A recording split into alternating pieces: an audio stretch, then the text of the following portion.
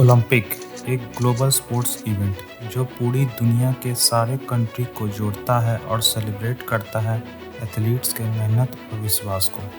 12 सदियों से चलते आ रहा प्राचीन ग्रीस से मॉडर्न ग्लोबल स्टेज तक, जिसे हम ओलंपिक के नाम से जानते हैं। ओलंपिक ना ही एक स्पोर्ट्स इवेंट है, ये हमारे पॉलिटिक्स, कल्चर और सोसाइटी को भी चेंज करता है।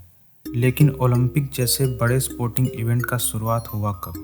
ये बात है 776 BC ग्रीस के पेलोपोनेस रीजन में एक छोटा सा टाउन ओलंपिया, जहां ओलंपिक नाम का फेस्टिवल मनाने का परंपरा था, जो कि जीनस गॉड के सम्मान में मनाया जाता था, जो ग्रीस के सभी सिटी और स्टेट को एक साथ जोड़ता था। ये फेस्टिवल हर 4 साल में मनाने का परंपरा था, जो ग्रीस कल्चर का बहुत ही बड़ा हिस्सा था। एंशिएंट ओलंपिक में 192 मीटर रेस, बॉक्सिंग, रेसलिंग और सबसे रोचक रथ रेस जैसे खेल शामिल थे। इन सारे खेल में जीतने वाले सभी खिलाड़ी को बहुत ही ज़्यादा सम्मान और रिस्पेक्ट मिलता था। सभी एंशिएंट ओलंपिक के दर्शक इसे सेलिब्रेट करते थे। ये एंशिएंट ओलंपिक 776 BC से 353 C तक चला, लेकिन फिर शुरुआत हुआ रोमन एम्परर का। 353 C एम्परर थियोडेसिस, जो कि क्रिश्चियन वैल्यू को बहुत ज़्यादा मानते थे और उनका ग्रीक कल्चर को गलत रिचुअल की तरह देखते थे। इसे थियोडेसिस ने पूरे ग्रीक कल्चर और ओलंपिक फेस्टिवल पर बैन लगा दिया और अपना साम्राज्य फैलाने लगे, और इसी तरह ग्रीक का खूबसूरत सा कल्चर और लोगों का आस्था दशकों तक खो गया। लेकिन फिर शुरुआत होता है मॉडर्न एरा ओलंपिक का।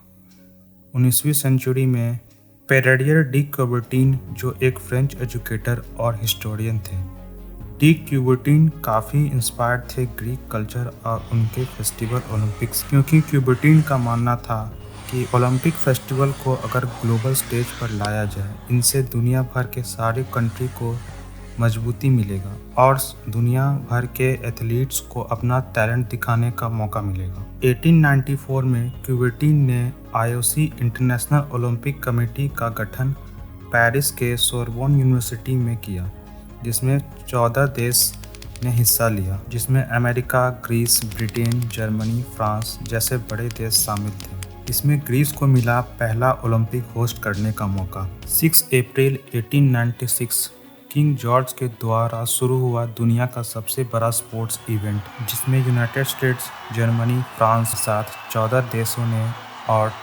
241 एथलीट्स ने हिस्सा लिया, जिसमें साइकिलिंग, जिम्नास्टिक्स, स्विमिंग, रनिंग जैसे स्पोर्ट्स शामिल थे। और ऐसे बना एंशिएंट ग्रीक ओलंपिक फेस्टिवल दुनिया का सबसे बड़ा स्पोर्ट्स इवेंट। लेकिन फिर दूसरे ही 1896 ओलंपिक में फिर 1900 के पेरिस ओलंपिक और भी कम ऑर्गेनाइज दिखने लगे, और 1904 लुइस अमेरिकन ओलंपिक आते आते दुनिया विश्व युद्ध के संकट से घिरने लगा।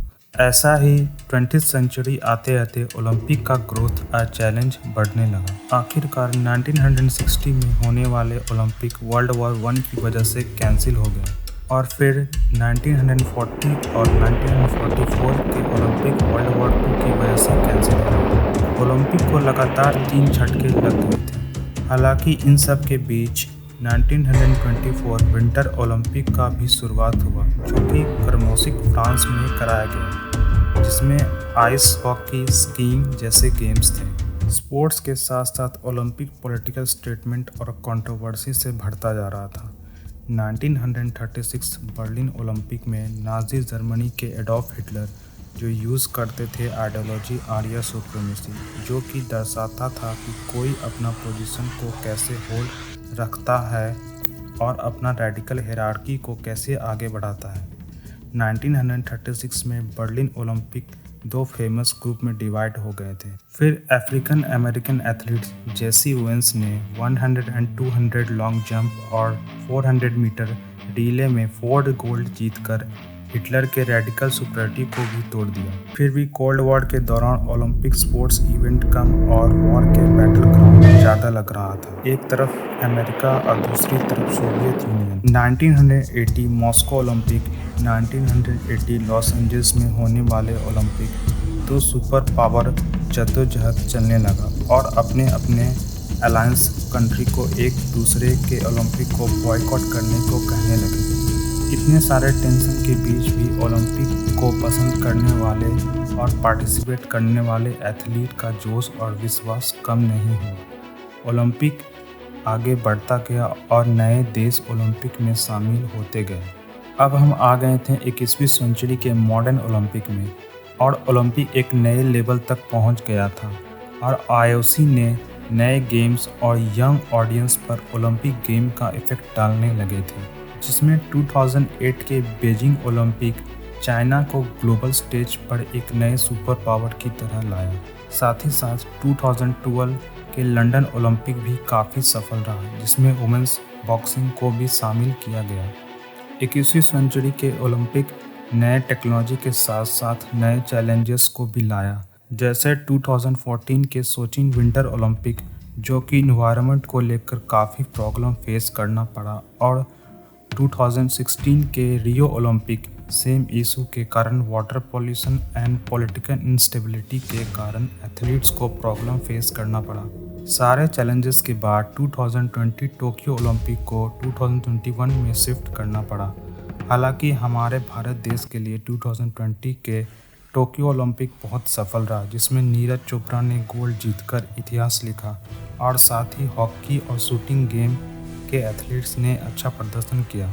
और हाल ही में हुआ 2024 पेरिस ओलंपिक, बहुत देशों के प्रदर्शन अच्छे रहे। अब हमारा फोकस आने वाले 2026 विंटर ओलंपिक और 2028 के लॉस एंजलिस ओलंपिक में कौन से देश का प्रदर्शन सबसे अच्छा होगा।